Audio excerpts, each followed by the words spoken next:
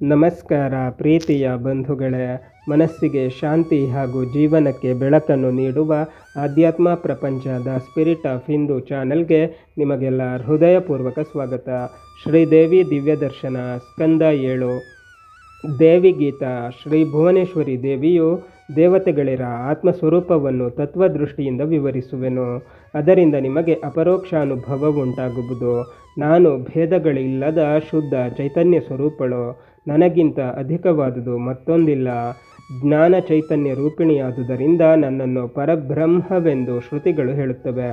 ಆತ್ಮತತ್ವವು ಅಸದೃಶ್ಯವಾದುದು, ನಿರ್ವಿಕಾರಿಯು, ಅನಿರ್ವಚನೀಯವು. ಅದನ್ನು ಅರಿತವರಿಗೆ ಅಜ್ಞಾನವು ನಾಶವಾಗುವುದು. ಸತ್ಯವೊಂದೇ ಆದುದರಿಂದ ಅಸತ್ಯವೆಂಬುದಿಲ್ಲ. ಶ್ರುತಿಗಳು ಏಕಂ ಸತ್ ಏಕಮೇವ ದ್ವಿತೀಯಂ ಬ್ರಹ್ಮ ಎನ್ನುವವು. ಅಗ್ನಿಗೆ ಉಷ್ಣತೆ, ಸೂರ್ಯನಿಗೆ ಪ್ರಕಾಶ, ಚಂದ್ರನಿಗೆ ಶೈತ್ಯವು ಸಹಜವಾದಂತೆ ಚೈತನ್ಯಕ್ಕೆ ನಾಮರೂಪವು ಸ್ವಭಾವವು. ನಾಮರೂಪಗಳಿಂದ ಮೋಹಗೊಂಡವರು ಆತ್ಮನನ್ನು ಅರಿಯಲಾರದೆ ಅವಿದ್ಯೆಯಿಂದ ಕಾವ್ಯ ಕರ್ಮಗಳನ್ನು ಮಾಡಿ ದುಃಖ ಅಥವಾ ಸಂಸಾರ ಸಮುದ್ರದಲ್ಲಿ ಬಿದ್ದು ಒದ್ದಾಡುವರು. ಸೃಷ್ಟಿಯಲ್ಲಿನ ಮಾಯೆ, ಮಾನವರಲ್ಲಿ ಅವಿದ್ಯೆ ಎರಡೂ ಒಂದೇ. ವ್ಯವಹಾರವು ಮಾಯೆ, ಮಾಯೆಯಿಂದ ವಿಷಯ ಸುಖ. ಮಾಯೆಯನ್ನು ಗೆಲ್ಲಲು ಧರ್ಮಾಚರಣೆ ಸುಲಭ ಸಾಧನೆ. ಸತ್ಯವಾಕ್ಯ, ಧರ್ಮಾಚರಣೆ, ದಯ, ದಾನ, ಭಕ್ತಿಭಾವ, ಚಿತ್ತಶುದ್ಧಿ, ಜ್ಞಾನ ಪ್ರಕಾಶದಿಂದ ಮೋಕ್ಷ ಪ್ರಾಪ್ತಿ. ಪರಾಶಕ್ತಿಯು ಚೈತನ್ಯವು ಎಂದರೆ ಕಾಣುವುದಿಲ್ಲ, ಆದರೆ ಸ್ವಪ್ರಕಾಶವು ತಾನೇ ಬೆಳಗುವುದು. ಆ ಬೆಳಕಿನಿಂದಲೇ ಎಲ್ಲವೂ ಕಾಣುವುದು ನಾಮರೂಪವಾಗಿ. ಚೈತನ್ಯವು ಅನುಭವ ಗಮ್ಯವು, ನಿತ್ಯ ನಿರ್ಮಲವು, ಅವಸ್ಥಾತ್ರಯಗಳಲ್ಲಿ ಬದಲಾವಣೆಗಳನ್ನು ಗಮನಿಸುವ ಸಾಕ್ಷಿ ಸ್ವರೂಪವು. ಇದೇ ಪ್ರಕಾರ ಬಾಲ್ಯದಾರಭ್ಯ ಮುಪ್ಪು ಅಡರಿದಾಗಲೂ ದೇಹವು ಬಗೆ ಬಗೆಯ ವಿಕಾರಗಳನ್ನು ಹೊಂದುತ್ತಾ ಬಂದರೂ ತಾನು ಸಾಕ್ಷಿಯಾಗಿ ನಿರ್ಲಿಪ ನಿರ್ಗುಣವಾಗಿ ಆನಂದರೂಪವಾಗಿರುವುದೇ ಆತ್ಮ. ಆತ್ಮವು ಅತ್ಯಂತ ಪ್ರೇಮ ಸ್ವರೂಪವು, ರಾಗದ್ವೇಷಗಳಿಲ್ಲದುದು. ಎಲ್ಲರಲ್ಲಿರುವ ಚೈತನ್ಯವು ತ್ರಿಕಾಲ ಬಾಧಿತವಾದ್ದರಿಂದ ಸತ್ಯವು, ಎಲ್ಲವನ್ನು ಅರಿಯುವುದರಿಂದ ಜ್ಞಾನವು. ಎರಡರ ಸೋಂಕಿಲ್ಲದೆ ಪರಮ ಶಾಂತವೇ ಆನಂದವು. ಆ ಸಚ್ಚಿದಾನಂದ ಪರಬ್ರಹ್ಮ ಪರಿಪೂರ್ಣಳೇ ನಾನು. ಓಂಕಾರ ತತ್ವರೂಪಳು, ಹ್ರೀಂಕಾರ ಮಂತ್ರ ಪ್ರತಿಪಾದ್ಯಳು ನಾನೇ. ಸೃಷ್ಟಿ ಸ್ಥಿತಿ ಲಯಗಳು ಉಂಟೆಂಬುವವರ ಜಗತ್ಕಾರಣಗಳು ನಾನೇ. ಆತ್ಮಳಾದ ನನ್ನಿಂದ ಶುದ್ಧ ಚೈತನ್ಯವು ವ್ಯಾಪಕವಾದುದರಿಂದ ಆಕಾಶದಿಂದ ಶಬ್ದ, ವಾಯುವಿನಿಂದ ಸ್ಪರ್ಶ, ಅಗ್ನಿಯಿಂದ ರೂಪ, ಜಲದಿಂದ ರಸ, ಪೃಥ್ವಿಯಿಂದ ಗಂಧವು ಕ್ರಮವಾಗಿ ಉತ್ಪತ್ತಿಯಾದಂತೆ ವಾಯುವೇ ಸೂತ್ರವು, ಜೀವ ಬಂಧನವು, ಸೂಕ್ಷ್ಮ ದೇಹವು, ಇದರಿಂದ ಸ್ಥೂಲ ದೇಹವು. ಆದರೆ ಸರ್ವಕಾರಣ ಚೈತನ್ಯಳು ನಾನೇ. ಪಂಚಭೂತಗಳು, ಪಂಚತನ್ಮಾತ್ರೆಗಳು, ಪಂಚಜ್ಞಾನೇಂದ್ರಿಯಗಳು, ಪಂಚಕರ್ಮೇಂದ್ರಿಯಗಳು, ಪಂಚಪ್ರಾಣಗಳು, ಪಂಚಕೋಶಗಳು, ಅಂತಃಕರಣಗಳು, ಸರ್ವದರ ಚೈತನ್ಯವು, ಆವಿರ್ಭಾವವು ನಾನು. ಆತ್ಮರೂಪಿನಿಂದಿರುವುದರಿಂದಲೇ ಹೃದಯದಲ್ಲಿ ಪ್ರಾಣ, ಗುದದಲ್ಲಿ ಅಪಾನ, ನಾಭಿಯಲ್ಲಿ ಸಮಾನ, ಕಂಠದಲ್ಲಿ ಉದಾನ, ಶರೀರದ ಎಲ್ಲ ಕಡೆ ವ್ಯಾನವೆಂದು ಕರೆಯುವುದು ಆ ಒಂದು ಚೈತನ್ಯವೇ. ಶುದ್ಧ ಸತ್ವ ಪ್ರಧಾನವಾದುದು ಮಾಯೆ, ಮಲಿನ ಸತ್ವಯುಕ್ತವು ಅವಿದ್ಯೆ. ಮಾಯೆಯು ಈಶ್ವರನಿಗೆ ಅಧೀನ, ಮಾಯೆಗೆ ಜೀವನು ಅಧೀನ. ಜೀವೇಶ್ವರ ಐಕ್ಯವೇ ಮೋಕ್ಷ ಅಥವಾ ದೇವಿ ಸಾಕ್ಷಾತ್ಕಾರ. ಸಕಲ ಸೃಷ್ಟಿಯನ್ನು ಶಕ್ತಿಯ ಸ್ವರೂಪ, ದೇವಿಯ ಮಹಿಮೆ ಎಂದು ಅರಿತು ನೋಡುವವರನ್ನು ಮಾಯೆ ಭ್ರಮೆಗೊಳಿಸಲಾರದು. ವ್ಯವಹಾರ ದೃಷ್ಟಿಯುಳ್ಳವರಿಗೆ ಜಗತ್ತು ಸತ್ಯ, ಪಾರಮಾರ್ಥ ಜ್ಞಾನ ಸಂಪನ್ನರಿಗೆ ಬ್ರಹ್ಮವಸ್ತು ಒಂದೇ.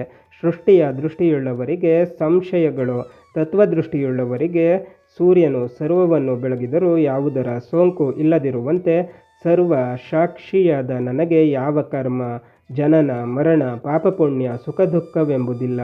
ಗುಣಮಯವಾದ ಜಗತ್ತಿನಲ್ಲಿ ನಾನೇ ಸೂತ್ರಾತ್ಮಳು. ಆ ತೋರಿಕೆಯ ಭೇದಗಳಿಗೂ ಆಧಾರಳಾದರೂ ನಾನು ಮಾತ್ರ ಕೂಟಸ್ಥಳು, ಸರ್ವಾತ್ಮ ಚೈತನ್ಯ ಸ್ವರೂಪಳು. ಈಶ್ವರೋಹಂ ಚ ಸೂತ್ರಾತ್ಮ ವಿರಾಡಾತ್ಮ ಹಮಸ್ಮಿ ಚ ಬ್ರಹ್ಮಹಂ ವಿಷ್ಣು ರುದ್ರೌ ಚ ಗೌರಿ ಬ್ರಾಹ್ಮಿ ಚ ವೈಷ್ಣವಿ ಸೂರ್ಯೋಹಂ ತಾರಕಾಶ್ಚಾಹಂ ತಾರಕೇಸ್ತಥಾ ಸ್ಮೃಹಂ ಪಶುಪಕ್ಷಿ ಸ್ವರೂಪಹಂ ಚಾಂಡಾಲೋಹಂ ಚ ತಸ್ಕರ ವ್ಯಾಧೋಹಂ ಕ್ರೂರಕರ್ಮಹಂ ಸತ್ಕರ್ಮಹಂ ಮಹಾಜನ ಸ್ತ್ರೀ ನಪುಂಸಕಾಕರೋ ಅಪ್ಯಮಹೇವನ ಸಂಶಯ ಯಚ್ಚ ಕಿಂಚಿತ್ವ ಚಿದ್ವಸ್ತು ದೃಶ್ಯತೆ ಶೂಯತೆ ಪೀವ ಅಂತರ್ಬಹಿಶ್ಚ ತತ್ಸರ್ವಂ ವ್ಯಾಪ್ಯಹಂ ಸರ್ವದಾ ಸ್ಥಿತ. ಚರಾಚರಗಳೆಲ್ಲದರಲ್ಲಿಯೂ ಇರುವವಳು ನಾನೇ.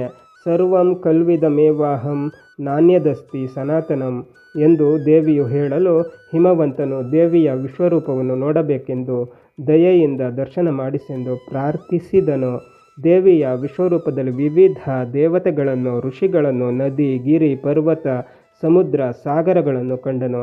ತ್ರಿಮೂರ್ತಿಗಳನ್ನು ಸಂದರ್ಶಿಸಿದನು. ಸತ್ಯಲೋಕವೇ ಶಿರಸ್ಸು, ಸೂರ್ಯಚಂದ್ರರು ಕಣ್ಣುಗಳು, ವೇದವೇ ಮಾತುಗಳು, ವಾಯುವೇ ಪ್ರಾಣವು, ಸರ್ವಾತ್ಮ ತತ್ವವು ಹೃದಯವು, ಸ್ವರ್ಗಲೋಕವೇ ಎದೆಯು, ಭೂಲೋಕವೇ ನಾಭಿಯು, ಮಹೋಲೋಕವೇ ಕುತ್ತಿಗೆಯು, ಜನೋಲೋಕವೇ ಶ್ರೀಮುಖವು, ತಪೋಲೋಕವೇ ಲಲಾಟವು, ದಿಕ್ಪಾಲಕರೇ ತೋಳುಗಳು, ಮೇಘಗಳೇ ಕೇಶರಾಶಿಯು, ಪ್ರಾತಃ ಸಾಯಂ ಸಂಧ್ಯೆಗಳೇ ವಸ್ತ್ರಗಳು, ವಿಷ್ಣುವೇ ಬುದ್ಧಿಯು, ರುದ್ರನೇ ಅಂತಃಕರಣವೂ ಆಗಿದ್ದಾರೆ.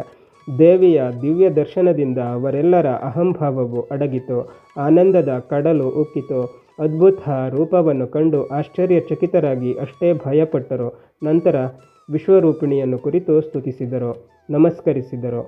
ನಮಸ್ತೆ ಭುವನೇಶಾನಿ, ನಮಸ್ತೆ ಪ್ರಣವಾತ್ಮಿಕೆ, ಸರ್ವ ವೇದಾಂತ ಸಂಸಿದ್ಧೆ, ನಮೋ ಹ್ರೀಂಕಾರ ಮೂರ್ತಯೇ, ಪ್ರಾಣಾಪಾನೌ ವ್ರೀಹಿಯವೌ ತಪಶ್ರದ್ಧಾ ಋತಂ ತಥಾ ಬ್ರಹ್ಮಚರ್ಯಂ ವಿಧಿಶ್ಚೈವ ಯಸ್ಮಾತ್ ತಸ್ಮೈ ನಮೋ ನಮಃ.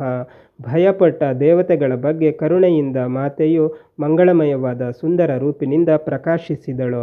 ಪಾಶ, ಅಂಕುಶ, ಅಭಯ, ವರದ ಚಿಹ್ನೆಗಳಿಂದ ದಯಾಪೂರಿತಳಾಗಿ ಮುಗುಳು ನಗೆಯ ಮುಖ ಕಮಲದಿಂದ ಭುವನೇಶ್ವರಿಯು ಪ್ರತ್ಯಕ್ಷಳಾದಳು. ವೇದಾಧ್ಯಯನ, ಯೋಗಾಭ್ಯಾಸ, ಯಜ್ಞದಾನ, ತಪಸ್ಸೆಂಬ ವ್ರತಗಳಿಂದ ದೇವಿಯ ರೂಪವನ್ನು ದರ್ಶಿಸಲಾರರು. ಅಜ್ಞಾನವನ್ನು ನಾಶ ಮಾಡಿಕೊಂಡವರು, ಚತುರ್ವಿಧ ಪುರುಷಾರ್ಥಗಳಿಂದ ಚಿತ್ತಶುದ್ಧಿ ಪಡೆದವರು, ಜ್ಞಾನಾದೇವ ಹಿ ಕೈವಲ್ಯಂ ಎಂಬಂತೆ ದೇವಿಯ ಆತ್ಮಸ್ವರೂಪವನ್ನರಿಯಬಲ್ಲರು. ಚಿತ್ತಶುದ್ಧಿಯಾಗುವವರೆಗೆ ಮಾತ್ರ ಕರ್ಮವಿಧಿಯು. ಶಮ, ದಮ, ಉಪರತಿ, ತಿತಿಕ್ಷಾ, ಶ್ರದ್ಧಾ, ಸಮಾಧಾನ, ನಿಷ್ಠೆಯುಳ್ಳವನಿಗೆ ಮಹಾವಾಕ್ಯಗಳ ಅರ್ಥಜ್ಞಾನ ಪ್ರಾಪ್ತಿಯು. ಆತ್ಮವು ಅಜವು, ಅಮರವು, ಅಮೃತವು, ನಿರ್ವಿಕಾರವು, ನಿರ್ಮಲವು, ನಿರ್ಗುಣವು ಎಂಬುದನ್ನು ಬುದ್ಧಿಯಿಂದಲೇ ತಿಳಿಯಬೇಕು, ಚಿತ್ತದಿಂದ ನೋಡಬೇಕು. ನ ಜಾಯತೆ ಪ್ರಿಯತೆ ತತ್ ಕದಾಚಿತ್ ನಾಯಂ ಭೂತ್ವ ನ ಬಭೂವ ಕಶ್ಚಿತ್. ಅಜೋ ನಿತ್ಯ ಶಾಶ್ವತೋ ಯಂ ಪುರಾಣೋ ನ ಹನ್ಯತೆ ಹನ್ಯಮಾನೆ ಶರೀರೆ. ಅಣೋರಣೀಯಾನ್ಮ ಹತೋ ಮಹೀಯಾನ ಆತ್ಮಸ್ಯ ಜಂತೋರ್ನಿಹಿತೋ ಗುಹಾಯಾಂ ತಮಃ ಕ್ರತು ಪಶ್ಯತಿ ಬಿತಶೋಕೋ ಧಾತು ಪ್ರಸಾದಾತ್ ಮಹಿಮಾ ನಾಮಸ್ಯ. ಹೀಗೆ ವೇದಾಂತ ಶ್ರವಣ, ಮನನ, ನಿಧಿಧ್ಯಾಸನದಿಂದ ಆತ್ಮ ಸಾಕ್ಷಾತ್ಕಾರ ಪ್ರಾಪ್ತಿಯು. ಯೋಗಿಯು ಉಚ್ಚರಿಸುವ ದೇವಿಯ ಪ್ರಣವದಲ್ಲಿ ಹಕಾರವು ಸ್ಥೂಲ ದೇಹವು, ರಕಾರವು ಸೂಕ್ಷ್ಮ ದೇಹವು, ಈಕಾರವು ಕಾರಣ ಶರೀರವು, ತುರೀಯವು ನಾನೇ ಆಗಿರುವೆನು ಎಂದರೆ ನಾನು ಹ್ರೀಂಕಾರ ಸ್ವರೂಪಳು. ಧ್ಯಾನ ಮಾಡುವವರು ಎಚ್ಚರ, ಕನಸು, ನಿದ್ದೆ, ವೈಶ್ವಾನರ, ತೈಜಸ, ಪ್ರಾಜ್ಞ ಎಂಬುವರನ್ನು ಮೂರವಸ್ಥೆಗಳಲ್ಲಿ ವಿಚಾರ ಮಾಡಿ ಸ್ಥೂಲ, ಸೂಕ್ಷ್ಮ, ಕಾರಣ ಶರೀರಗಳನ್ನು ಪರಮೇಶ್ವರಿ ತತ್ವದಲ್ಲಿ ಲಯಗೊಳಿಸಿ ಅಖಂಡವಾದ ಆತ್ಮಚೈತನ್ಯವೆಂಬ ಜ್ಞಾನಜ್ಯೋತಿಯ ಮಧ್ಯೆ ಸಚ್ಚಿದಾನಂದ ಸ್ವರೂಪವನ್ನು ಭಾವನೆ ಮಾಡಬೇಕು. ಮುಂದೆ ಮಹಾದೇವಿಯು ಯೋಗವೆಂದರೆ ಜೀವ ಪರಮಾತ್ಮ ಐಕ್ಯತೆಯೇ ಯೋಗವು. ಯೋಗಿಗಳು ಸತ್ಯ, ಅಸ್ತೇಯ, ಬ್ರಹ್ಮಚರ್ಯ, ದಯೆ, ಕ್ಷಮೆ, ಧೃತಿ, ಮಿತಾಹಾರ, ಶೌಚವೆಂಬ ಯಮವನ್ನು ಅಭ್ಯಾಸ ಮಾಡಬೇಕು. ನಂತರ ತಪಸ್ಸು, ಸಂತೋಷ, ಆಸ್ತಿಕ್ಯ, ಪರಾಶಕ್ತಿಯ ಪೂಜೆ, ಶಾಸ್ತ್ರಪ್ರಜ್ಞೆ, ಭುವನೇಶ್ವರಿ ಮಂತ್ರಜಪವು ನಿಯಮವೆನ್ನಿಸುವುದು. ಆಸನಗಳಲ್ಲಿ ಪದ್ಮಾಸನವು ಮನೋಹರವು. ಎಡಮೂಗಿನಿಂದ 16 ಸಲ ಪ್ರಣವೋಚ್ಚಾರಣೆ ಮಾಡಿ ಗಾಳಿ ಎಳೆದುಕೋ. 64 ಪ್ರಣವೋಚ್ಚಾರಣೆಯಷ್ಟು ಕಾಲ ವಾಯುವನ್ನು ತಡೆದುಕೋ. 32 ಪ್ರಣವೋಚ್ಚಾರಣೆಯ ಕಾಲದಷ್ಟು ಬಲಮೂಗಿನಿಂದ ಗಾಳಿಯನ್ನು ಹೊರಕ್ಕೆ ಬಿಡು. ಇದು ಪ್ರಾಣಾಯಾಮವು. ಇಂದ್ರಿಯಗಳು ವಿಷಯಗಳ ಕಡೆ ಹೋಗದಂತೆ ತಡೆಹಿಡಿಯುವುದು ಪ್ರತ್ಯಾಹಾರ. ಬ್ರಹ್ಮರಂಧ್ರಗಳಲ್ಲಿ ಪ್ರಾಣವನ್ನು ನಿಲ್ಲಿಸುವುದು ಧಾರಣ. ಶುದ್ಧವಾದ ಮನಸ್ಸಿನಿಂದ ದೇವಿಯನ್ನೇ ಚಿಂತಿಸುವುದು ಧ್ಯಾನ. ಯಾವಾಗಲೂ ಎಲ್ಲೆಡೆಯೂ ಏಕತ್ವ ಭಾವನೆ ಇರುವುದು ಸಮಾಧಿ, ಸಮತ್ವ ಭಾವನೆ.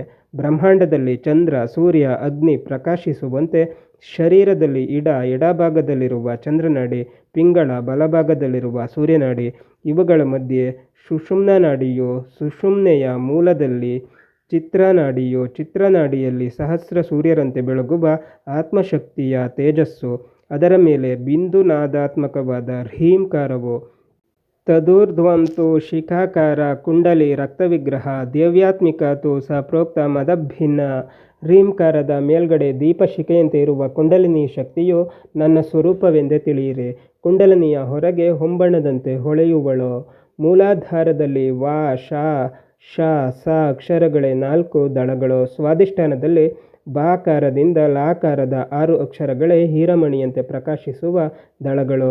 ಮಣಿಪುರ ಚಕ್ರದ ಡಾಕಾರ ದೀಪಾಕಾರ ಅಂತ 10 ಅಕ್ಷರಗಳು ನಾಭಿಯಲ್ಲಿ ಮಿಂಚಿನಂತೆ ಹೊಳೆಯುವವು. ಅನಾಹುತವು ಹೃದಯ ಪ್ರದೇಶದಲ್ಲಿ ಕಾಕಾರಾದಿ ಠಾಕಾರ ಅಂತ 12 ಅಕ್ಷರಗಳು 10,000 ಸೂರ್ಯರ ತೇಜಸ್ಸಿನಂತೆ ಬಾಣಲಿಂಗವಾಗಿ ಬೆಳಗುವುದು.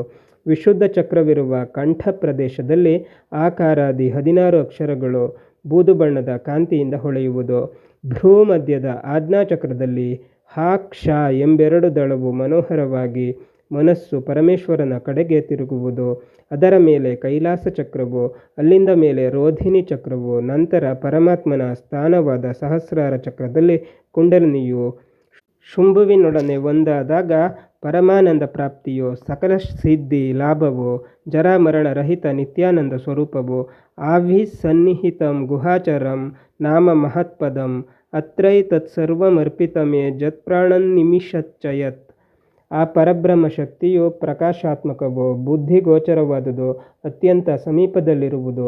ಮುನಿಗಳು ಮಾತ್ರ ಸಂದರ್ಶಿಸುವರು. ಸಕಲ ಚರಾಚರಗಳು ಆಕೆಯಲ್ಲೇ ಇರುವವು. ಓಮಿತ್ಯೇವಂ ಧ್ಯಾಯಥ ಆತ್ಮಾನಂ ಸ್ವಸ್ತಿವ ಪಾರಾಯ ತಮಸ ಪರಸ್ತಾತ್ ದಿವ್ಯೆ ಬ್ರಹ್ಮಪುರೇ ಯೋಮ್ನಿ ಆತ್ಮಸೌ ಸಂಪ್ರತಿಷ್ಠತಿ. ಓಂ ಎಂದು ಧ್ಯಾನ ಮಾಡಿರಿ. ಅಡ್ಡಿ ಆತಂಕಗಳಿಲ್ಲದೆ ಬ್ರಹ್ಮತ್ವ ಪ್ರಾಪ್ತಿಯಾಗುವುದು. ಹೃದಯಾಕಾಶದಲ್ಲಿ ಸ್ಥಿರವಾಗಿ ಬೆಳಗುವ ಬ್ರಹ್ಮನನ್ನು ಅರಿತುಕೊಳ್ಳುವಿರಿ. ದೇವಿಯನ್ನರಿತವರಿಗೆ ಭಯವಿಲ್ಲ. ದೇವಿಗಿಂತ ಭಿನ್ನವಾಗಿ ಮತ್ತೊಂದು ಕಾಣಿಸುವುದಿಲ್ಲ. ಆದುದರಿಂದ ಜ್ಞಾನಿಗೆ ಆತ್ಮನಿಂದ ಅಗಲಿಕೆ ಎಂಬುದೇ ಇಲ್ಲ. ನಾನೇ ಅಜ್ಞಾನಿಯು, ಜ್ಞಾನಿಯೇ ನಾನು. ಜ್ಞಾನಿಯನ್ನು ಪೂಜಿಸಿದರೆ ದೇವಿಯನ್ನು ಆರಾಧಿಸಿದಂತೆ. ಆ ಭೇದ ಜ್ಞಾನದಿಂದಲೇ ಮುಕ್ತಿಯು. ಮೋಕ್ಷ ಪ್ರಾಪ್ತಿಗೆ ಕರ್ಮ, ಭಕ್ತಿ, ಜ್ಞಾನ ಎಂದು 3 ಮಾರ್ಗಗಳಿದ್ದರೂ ಭಕ್ತಿಯು ಸರ್ವರಿಗೂ ಸುಲಭ ಸಾಧನ. ಕಾರಣವೇನೆಂದರೆ ಭಕ್ತಿಯು ಮನೋವೃತ್ತಿಗೆ ಸಂಬಂಧಿಸಿದುದು. ಆತ್ಮಪ್ರೇಮವು ಪರಾಭಕ್ತಿ ಎನಿಸುವುದು. ಮಹಾಮಾತೆಯಲ್ಲಿ ತೈಲಧಾರೆಯಂತೆ ಮನಸ್ಸನ್ನು ನೆಲೆಗೊಳಿಸುವುದೇ ಪರಾಶಕ್ತಿ. ಭಕ್ತಿಯು ನಿರಪೇಕ್ಷ, ನಿರ್ಮಲ, ನಿಷ್ಕಾಮವು. ಮೋಕ್ಷಂನ ವಾಂಛತಿ, ಮೋಕ್ಷವನ್ನು ಬಯಸುವುದಿಲ್ಲ. ಹಾಲಿನಲ್ಲಿ ತುಪ್ಪವಿರುವಂತೆ ಸಮಸ್ತ ವಸ್ತುಗಳಲ್ಲಿ ಬ್ರಹ್ಮವಸ್ತು ಇರುವುದು. ವಿಚಾರ ಮಾಡಿ ವಿಜ್ಞಾನ ರೂಪವಾದ ಆತ್ಮನನ್ನು ಅರಿತುಕೊಳ್ಳಬೇಕು. ಸಗುಣ ಕರುಣಾಪೂರ್ಣಾಂ ತರುಣೀಮರುಣಾರುಣಾಂ ಸೌಂದರ್ಯ ಸಾರಸಿ ಮಾಂತಾಂ ಸರ್ವಾವಯವಸುಂದರಾಂ. ದೇವಿಯು ಅನಂತ ಕಲ್ಯಾಣ ಗುಣಗಳು, ದಯಾಮೂರ್ತಿಯು, ನವಯೌವನದಿಂದ ಶೋಭಿಸುವಳು, ಅರುಣಕಾಂತಿಯಂತೆ ಹೊಂಬಣ್ಣವುಳ್ಳವಳು, ಲಾವಣ್ಯ ನಿಧಿಯು, ಕೋಮಲಾಂಗಿಯು, ಸೌಂದರ್ಯ ಸಾರಸಿಮಳಾದ ಶ್ರೀಮಾತೆಯ ಉಪಾಸಕನು ಉತ್ತಮ ಗತಿಯನ್ನು ಪಡೆಯುವನು. ಧ್ಯಾನಯೋಗಿಯು ಮೂಲಾಧಾರದಲ್ಲಿ ಹಾಕಾರವನ್ನು, ಹೃದಯದಲ್ಲಿ ರಾಕಾರವನ್ನು, ಹುಬ್ಬುಗಳ ಮಧ್ಯೆ ಈಕಾರವನ್ನು, ಶಿರಸ್ಸಿನಲ್ಲಿ ಹ್ರೀಂಕಾರವನ್ನು ನ್ಯಾಸ ಮಾಡಬೇಕು. ಮೊದಲು ಜ್ಞಾನ ರೂಪದಲ್ಲಿ, ನಂತರ ಆನಂದಾಮೃತ ಅನುಭವದಲ್ಲಿ, ಮುಂದೆ ಸರ್ವತ್ರ ಸಚ್ಚಿದಾನಂದ ಶಕ್ತಿ ಮಾತೆಯೇ ಎಂಬುದು ಸತ್ಯ ಸಂದರ್ಶನದಲ್ಲಿ ಸ್ಥಿರವಾಗಬೇಕು. ಆಗ ಮೈಯ ರೋಮಗಳೆಲ್ಲ ಪುಳಕವಾಗಿ ಭಕ್ತಿ ಪರವಶತೆಯಿಂದ ಆನಂದ ಬಾಷ್ಪ ತುಂಬಿ ನೃತ್ಯ, ಗಾನ, ಸಂತಸ, ಸಮಾಧಿಯಲ್ಲಿ ಬೆರೆಯುವನು. ಎಚ್ಚರಕ್ಕೆ ಬಂದ ಭಕ್ತನ ಹೃದಯ ದಯಾರಸಪೂರ್ಣವಾಗುವುದು. ಸಕಲ ಭೂತಗಳಿಗೆ ಸಂಪ್ರೀತಿಯಿಂದ ಭೋಜನ ಮಾಡಿಸುವನು. ಸದಾ ಸಂತೃಪ್ತಿ, ಸಮಾಧಾನ, ಸಂತೋಷ ಸಾಗರದಲ್ಲಿ ವಿಹರಿಸುವನು. ಅವನೇ ಸಾಧು, ಸಂತ, ಸನ್ಯಾಸಿ. ಇವನ ಜೊತೆಯೇ ಸತ್ಸಂಗ. ಸದ್ಗತಿಗೆ ಸತ್ಸಂಗವೇ ಸೇತುವೆ. ಇದನ್ನು ಎಂದಿಗೂ ಮರೆಯದಿರು ಜನಮೇಜಯ ಎಂದು ವ್ಯಾಸಮುನಿಯು ಹೇಳಿದನು. ಓಂ ತತ್ಸತ್. ಶ್ರೀದೇವಿಯ 7ನೇ ಸ್ಕಂದ ಇಲ್ಲಿಗೆ ಮುಗಿದಿದೆ. ಬಂಧುಗಳೇ, 8ನೇ ಸ್ಕಂದದೊಂದಿಗೆ ನಿಮ್ಮ ಮುಂದಿನ ಭಾಗದಲ್ಲಿ ಬರಲಿದ್ದೇನೆ. ಅಲ್ಲಿಯವರೆಗೂ ನಮ್ಮ ಚಾನಲನ್ನು ನೋಡ್ತಾ ಇರಿ. ಎಲ್ಲ ವಿಡಿಯೋಗಳನ್ನು ನೋಡಿ, ಶೇರ್ ಮಾಡಿ, ಲೈಕ್ ಮಾಡಿ, ಕಮೆಂಟ್ ಮಾಡಿ, ಹಾಗೆ ನಮ್ಮ ಚಾನಲನ್ನು ಸಬ್ಸ್ಕ್ರೈಬ್ ಮಾಡಿ.